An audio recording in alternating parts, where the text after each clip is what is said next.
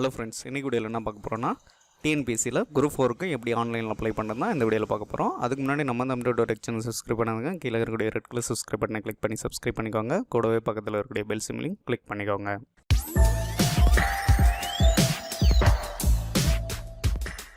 First கூகுளில் போய்ட்டு டிஎன்பிஎஸ்சின்னு type பண்ணி சர்ச் பண்ணிக்கோங்க.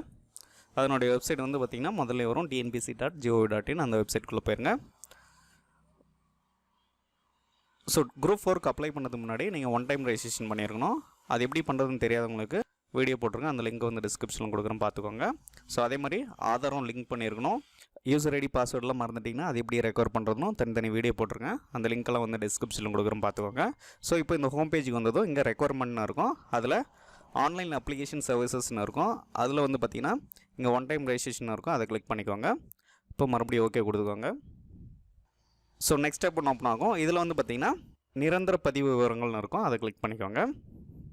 ஸோ இதில் 2 ஆப்ஷன் இருக்கும். அதில் இங்கே ஏற்கனவே பதிவு செய்தவர்னு இருக்கும், அதை கிளிக் பண்ணிக்கோங்க. கிளிக் பண்ணிவிட்டு உங்களுடைய யூசர் ஐடியும் பாஸ்வேர்டு வந்து இதில் கொடுத்துக்கோங்க. யூசர் ஐடி பாஸ்வேர்டு கொடுத்துட்டு கீழே இருக்கக்கூடிய கேப்ஷன் வந்து சால்வ் பண்ணிக்கோங்க. சால்வ் பண்ணிவிட்டு சமர்ப்பின்றதை கொடுத்துக்கோங்க.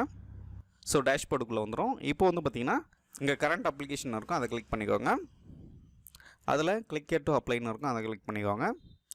இப்போ வந்து பார்த்திங்கன்னா டிஎன்பிஎஸ்சியில் என்னென்ன நோட்டிஃபிகேஷன் இருக்கோ அது வந்து இங்கே இருக்கும். இதில் இப்போதைக்கு குரூப் 4க்கு மட்டும் இருக்குது.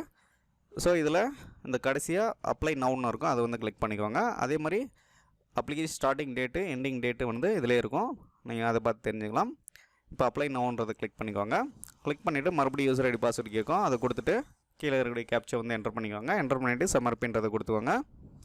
ஸோ இப்போது கீழே click here to apply group 4 சர்வீசஸ்னு இருக்கும், அதை கிளிக் பண்ணிக்கோங்க.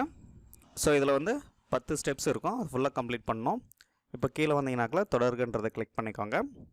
கிளிக் பண்ணதுமே நெக்ஸ்ட் ஸ்டெப் போகும். அதில் வந்து பார்த்திங்கன்னா இந்த டேர்ம்ஸ் அண்ட் கண்டிஷன்ஸ் வந்து டிக் பண்ணிவிட்டு சேவ் அண்ட் கண்டினியூன்றதை மறுபடியும் கிளிக் பண்ணிக்கோங்க. ஸோ அதுக்கடுத்து வந்து பார்த்திங்கன்னா உங்களுடைய ஃபோட்டோவும் சிக்னேச்சரும் வந்து அப்லோட் பண்ணணும். ஸோ ஃபோட்டோ வந்து எப்படி எடிட் பண்ணுறது, சிக்னேச்சர் வந்து எப்படி எடிட் பண்ணி அப்லோட் பண்ணுறதுன்னு ஆல்ரெடி வீடியோ போட்டிருக்கேன், அந்த லிங்க் வந்து டிஸ்கிரிப்ஷனில் கொடுக்குறோம், பார்த்துக்கோங்க. ஸோ ஃபோட்டோனுடைய பேக்ரவுண்டு வந்து பார்த்திங்கன்னா ஒயிட் கலரில் இருக்கணும்.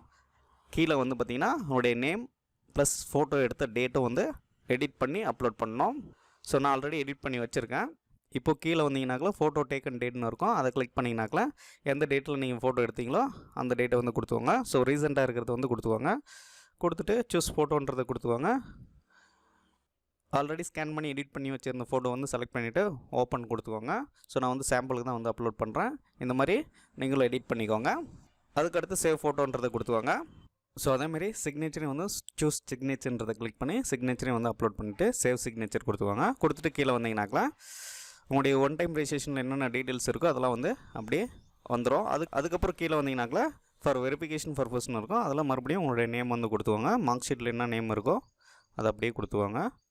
அதுக்கடுத்து உங்களுடைய டேட் ஆஃப் பர்த் வந்து கொடுத்துவாங்க. அதுக்கடுத்து உங்களுடைய ஜெண்டர், அதுக்கடுத்து உங்களுடைய கம்யூனிட்டி, அதுக்கடுத்து உங்களுடைய மொபைல் நம்பர், அதுக்கடுத்து உங்களுடைய மெயில் ஐடி எல்லாம் ஃபில் பண்ணிட்டு கீழே வந்தீங்கன்னாக்கில் மறுபடியும் டேர்ம்ஸ் அண்ட் கண்டிஷன் வந்து டிக் பண்ணிவிட்டு சேவ் அண்ட் ப்ரொசீடுன்றதை கிளிக் பண்ணிக்கோங்க. கிளிக் பண்ணதும் உங்களுடைய அட்ரஸ் டீட்டெயில்ஸ்லாம் வந்து வியூ ஆகும். அதுக்கப்புறம் கீழே வந்தீங்கன்னாக்கில் மறுபடியும் செக் பாக்ஸ் வந்து டிக் பண்ணிவிட்டு சேவ் அண்ட் கண்டினியூன்றதை கிளிக் பண்ணிக்கோங்க. ஸோ இப்போ கீழே வந்தீங்கன்னாக்கில் உங்களுடைய குவாலிஃபிகேஷன் டீட்டெயில்ஸ்லாம் வந்து என்டர் பண்ணோம். ஸோ இதில் 10th 12th டிகிரி எல்லாமே கேட்டிருக்காங்க. ஸோ இதுக்கு எலிஜிபிள் வந்து 10th மட்டும்தான். நீங்கள் 10th மட்டும் கொடுக்குறது இருந்தால் கொடுத்துக்கலாம், இல்லை எக்ஸ்ட்ரா ஏதாவது ஆட் பண்ணனாலே ஆட் பண்ணிக்கலாம். ஸோ நான் வந்து 10th மட்டும் கொடுக்குறேன். இப்போது தேர்வு முடிவு வெளியிட்ட தேதின்னு கேட்கும். உங்களுடைய மார்க் ஷீட்டில் கீழே வந்து பார்த்திங்கன்னா டோட்டல் கீழே டேட் இருக்கும், அந்த டேட்டை வந்து இதில் என்டர் பண்ணிக்கோங்க. டேட்டு கொடுத்துட்டு கீழே வந்தீங்கன்னாக்கில் தமிழை ஒரு படமாக எடுத்து தேர்ச்சி பெற்றுள்ளாரான்னு கேட்கும், ஆம் கொடுத்துக்கோங்க. ஸோ இதெல்லாம் கொடுத்துட்டு கீழே வந்தீங்கன்னாக்கில் மறுபடியும் அந்த செக் பாக்ஸ் வந்து டிக் பண்ணிவிட்டு சேவ் அண்ட் கண்டினியூன்றதை கொடுத்துக்கோங்க. இப்போ ஆம்ன்றதை கொடுத்துக்கோங்க. அதுக்கடுத்து நெக்ஸ்ட் ஸ்டெப்புக்குள்ளே போயிடும். இதில் வந்து பார்த்திங்கன்னா பிஎஸ்டிஎம் சர்டிஃபிகேட் வந்து வச்சுருந்தீங்கனாக்கில் எஸ் கொடுத்துக்கோங்க, இல்லை நோ கொடுத்துக்கோங்க. ஸோ நீங்கள் 10th மட்டும் கொடுத்துக்கோங்க குவாலிஃபிகேஷனு. 12th டிகிரி இதெல்லாம் கொடுத்தீங்கனாக்கில் இங்கே பிஎஸ்டிஎம் சர்டிஃபிகேட்னுடைய டீட்டெயில்ஸ் வந்து கொடுக்குற மாதிரி இருக்கும். ஸோ அதனால் 10th மட்டும் கொடுத்துக்கோங்க. இதில் ஆம் கொடுத்துக்கோங்க. ஆம் கொடுத்துட்டு கீழே வந்தீங்கனாக்கில் எஸ்எஸ்எல்சி வந்து செலக்ட் பண்ணிவிட்டு ஃபில் சர்டிஃபிகேட் டீட்டெயில்ஸ்னு இருக்கும், அதை கிளிக் பண்ணிக்கோங்க. அதை கிளிக் பண்ணதுமே ஸோ இதில் ஃபஸ்ட் ஸ்டாண்டர்ட்லேருந்து 10th ஸ்டாண்டர்ட் வரைக்கும் எந்தெந்த ஸ்கூல்லாம் படிச்சிங்களோ அந்த இடத்துலலாம் வந்து சர்டிஃபிகேட் வாங்கி வச்சுருக்கணும். அப்போ தான் வந்து எலிஜிபிள்.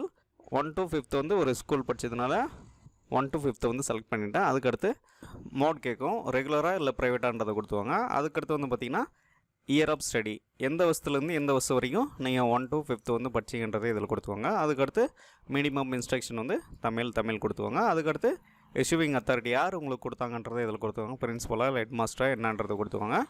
அதுக்கடுத்து பிஎஸ்டிஎம் சர்டிஃபிகேட் இஷ்யூ டேட், எந்த டேட்டில் வந்து உங்களுக்கு சர்டிஃபிகேட் கொடுத்தாங்களோ அந்த டேட்டை வந்து இதில் செலக்ட் பண்ணி கொடுத்துவாங்க.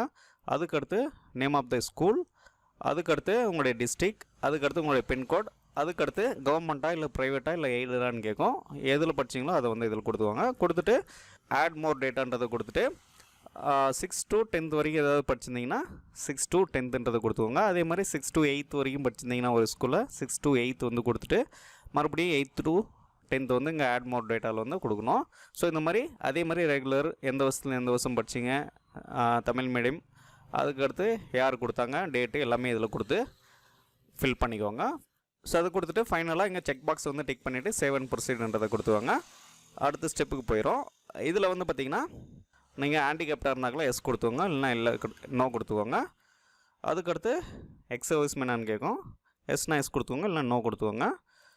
அதுக்கடுத்து அதே மாதிரி எம்ப்ளாய்மெண்ட் ஸ்டேட்டஸ் கேட்கும், நீங்கள் ஏற்கனவே அரசு பணியாளரான்னு கேட்கும், எஸ்னா எஸ் கொடுத்துவாங்க, இல்லை நோ கொடுத்துவாங்க. நான் நோ கொடுத்துக்கிறேன். பணிநிலை கேட்கும், இதில் வந்து ப்ரைவேட்டில் ஒர்க் பண்ணியிருந்தால் ப்ரைவேட் கொடுங்க, இல்லை அன்எம்ப்ளாய்டாக இருந்தாங்களே அன்எம்ப்ளாய்டு கொடுங்க, இல்லை செல்ஃப் எம்ப்ளாய்னா செல்ஃப் எம்ப்ளாய்ன்றதை கொடுத்துவாங்க. அடுத்து வந்து டிஎன்பிஎஸ்சி எக்ஸாம் எழுதும்போது ஏதாவது டிஸ்குவாலிஃபிகேஷன் ஆகி வெளியே அனுப்புனாங்களான்னு கேட்கும், எஸ்னா எஸ் கொடுத்துவாங்க, இல்லை நோ கொடுத்துவாங்க. அதுக்கடுத்து உங்கள் மேலே கேஸ் இருக்கான்னு கேட்கும், எஸ்னா எஸ் கொடுத்துவாங்க, இல்லை நோ கொடுத்துவாங்க. அதுக்கடுத்து ஃபிசிக்கல் ஸ்டேட்டஸ் கேட்கும், இது வந்து எஸ் கொடுத்துவாங்க. அதுக்கடுத்து அறிவிப்பின்படி நிர்ணயிக்கப்பட்ட பார்வைத்திறன் பெற்றுள்ளவர்கள்னு கேட்கும், எஸ் கொடுத்துவாங்க. அதுக்கடுத்து வந்து பார்த்திங்கன்னா 2 ஒய்ஃப் வந்து மேரேஜ் பண்ணியிருந்தாங்கனாக்கா எஸ் கொடுத்துவாங்க, இல்லை நோ கொடுத்துவாங்க. ஸோ எஸ் கொடுத்திங்கன்னா எலிஜிபிள் இல்லை, அதனால் நோ கொடுத்துவாங்க. நோ கொடுத்துட்டு ஃபைனலாக செக் பாக்ஸை டிக் பண்ணிவிட்டு சேவ் அண்ட் கண்டினியூன்றதை கொடுத்துவாங்க. ஸோ அடுத்து வந்து பார்த்திங்கன்னா கம்ப்யூட்டர் குவாலிஃபிகேஷன் டீட்டெயில்ஸ் கேட்கும், அது வந்து ஏதாவது படிச்சிருந்தீங்கனாக்கா எஸ் கொடுத்துட்டு அதனுடைய டீட்டெயிலெலாம் வந்து இதில் கொடுத்துவாங்க. சர்டிஃபிகேட் நம்பர், அதே மாதிரி சர்டிஃபிகேட் கொடுத்த டேட், யார் கண்டக்ட் பண்ணாங்கன்றதெல்லாம் இது கொடுத்துவாங்க. நான் வந்து நோ கொடுத்துக்கிறேன். அதுக்கடுத்து டெக்னிக்கல் குவாலிஃபிகேஷன், அதாவது டைப் ரைட்டிங் முடிச்சிருந்தீங்கன்னா எஸ் கொடுத்துவாங்க. எஸ் கொடுத்துட்டு நிலை லோயரா இல்லை ஹையரான்றதை கொடுத்துவாங்க. அதே மாதிரி அதனுடைய சர்டிஃபிகேட் நம்பர், சர்டிஃபிகேட் டேட் எல்லாமே இதில் கொடுத்துவாங்க. ஸோ நான் வந்து நோ கொடுத்துக்கிறேன். தமிழ்லேயும் அதே மாதிரி டைப் ரைட்டிங் முடிச்சிருந்தீங்கன்னா எஸ் கொடுத்துவாங்க, இல்லை நோ கொடுத்துவாங்க. நெக்ஸ்ட்டு ஆங்கில சுருக்கெழுத்து முடிச்சிருந்தீங்கன்னா எஸ் கொடுத்துவாங்க, இல்லை நோ கொடுத்துவாங்க. அதே மாதிரி தமிழ், ஸோ நான் எதுவுமே இல்லாதனால நோ கொடுத்துக்கிறோம். நோ கொடுத்துட்டு ஃபைனலாக அந்த செக் பாக்ஸ் வந்து டிக் பண்ணிவிட்டு சேவ் அண்ட் கண்டினியூன்றதை கொடுத்துவாங்க. ஸோ நெக்ஸ்ட் வந்து பார்த்திங்கன்னா எக்ஸ்பீரியன்ஸ் வந்து கேட்குது. மெயின்டெனன்ஸ் ஏதாவது ஸ்டோர் அக்கௌண்ட் பண்ணியிருந்தீங்கனாக்கா எஸ் கொடுத்துவாங்க. எஸ் கொடுத்துட்டு அதனோட டீட்டெயில்ஸை வந்து கொடுங்க, இல்லைனாக்கா நோ கொடுத்துவாங்க. நோ கொடுத்துட்டு செக் பாக்ஸை டிக் பண்ணிவிட்டு சேவ் அண்ட் கண்டினியூன்றதை கொடுத்துவாங்க. அடுத்த பேஜுக்குள்ளே போகும். இப்போ வந்து பார்த்திங்கன்னா எக்ஸாம் சென்டருக்கு வந்து செலக்ட் பண்ணணும். ஃபஸ்ட்டு தேர்வு மையம் 1 வந்து செலக்ட் பண்ணிக்கோங்க. அதில் தாலுக்கா வைஸ் இருக்கும், அதில் வந்து உங்களுக்கு எது பக்கமோ அதை வந்து கொடுத்துவோம். கொடுத்துட்டு நேம் ஆஃப் த எக்ஸாமினேஷன் 2ன்னு கேட்கும், செகண்ட் ஆப்ஷன். அதே மாதிரி பக்கத்தில் ஏதாவது இருக்கக்கூடிய டிஸ்ட்ரிக் வந்து செலக்ட் பண்ணிவிட்டு அதனுடைய தாலுக்கா வந்து செலக்ட் பண்ணிக்கோங்க. செலக்ட் பண்ணிவிட்டு கீழே வந்தீங்கன்னாக்கா ஃபீஸ் ஸ்டேட்டஸ் கேட்கும். ஸோ ஃபீ கன்செஷன் வந்து இதில் நீங்கள் வந்து கொடுத்துக்கலாம். 1 டைம் ரெஜிஸ்ட்ரேஷன் பண்ணி 3 டைம்ஸ் வந்து ஃபீஸ் கன்செஷன் வந்து கொடுத்துக்கலாம். அப்படி இல்லைனாக்கா ஃபீஸ் கன்செக்ஷன் வந்து ஆல்ரெடி கம்ப்ளீட் பண்ணியிருந்தீங்கனாக்கா நீங்கள் வந்து 100 rupees வந்து பே பண்ணணும். அதே மாதிரி எஸ்சி கேட்டகரியாக இருந்தாக்கா ஃபீஸ் வந்து இல்லை. இதில் ஃபீஸ் கன்செஷன் வந்து எஸ் கொடுத்துவாங்க. எஸ் கொடுத்துட்டு ஓகே கொடுத்துவாங்க. ஓகே கொடுத்துட்டு ஃபைனலாக செக் பாக்ஸ் வந்து டிக் பண்ணிவிட்டு சேவ் அண்ட் கண்டினியூன்றதை கொடுத்துவாங்க. ஸோ இப்போ வந்து உங்களுடைய அப்ளிகேஷன் வந்து வியூ ஆகும். வியூ ஆனதும் ஒரு மாதிரி செக் பண்ணிவிட்டு கீழே வந்துடுங்க. இதில் லைனாக அந்த செக் பாக்ஸ் வந்து டிக் பண்ணிக்கோங்க. எல்லாத்தையும் ஒரு முறை படித்து பார்த்துட்டு அதுக்கப்புறம் டிக் பண்ணிக்கோங்க. டிக் பண்ணிவிட்டு ஃபைனலாக ஐ கன்ஃபார்ம் த அபோவ்னு இருக்கும், அந்த செக் பாக்ஸ் வந்து டிக் பண்ணிவிட்டு எஸ் ஐ அக்ரின்றதை கிளிக் பண்ணிவிட்டு மறுபடியும் ஐ அக்ரி டு ப்ரொசீடுன்றதை கொடுத்துட்டு மறுபடியும் ஐ agree to final submit online application இருக்கும், அதை கிளிக் பண்ணிக்கோங்க. ஸோ இப்போது மறுபடியும் ஓகே கொடுத்துவோம். ஓகே கொடுத்துட்டு கீழே வந்தீங்கன்னாக்கா டிக்ளரேஷனில் வந்து செக் பாக்ஸ் இருக்கும், அந்த செக் பாக்ஸ் வந்து டிக் பண்ணிவிட்டு ஐ கன்ஃபார்ம் த அபோவ் டீட்டெயில்ஸுன்றதை கிளிக் பண்ணி கன்ஃபார்ம் பண்ணிவிட்டு ஐ அக்ரி டு ப்ரொசீடுன்றதை கொடுத்துவாங்க. கொடுத்துட்டு I agree to final submit my online அப்ளிகேஷன்ன்றதை கிளிக் பண்ணிக்கோங்க. ஸோ அதை கிளிக் பண்ணதுமே உங்களுடைய அப்ளிகேஷன் வந்து சப்மிட் ஆகிரும். இப்போது டவுன்லோட் ஒரு அப்ளிகேஷன் ஃபார்ம்னு இருக்கும், அதை வந்து கிளிக் பண்ணிவிட்டு இந்த ஃபார்ம் வந்து வியூ ஆகும். அதுக்கப்புறம் கீழே வந்தீங்கன்னாங்களா பிரிண்ட் ஆப்ஷனில் போய்ட்டு உங்களுடைய அப்ளிகேஷன் வந்து பிரிண்ட் எடுத்துக்கலாம் ஈஸியாக.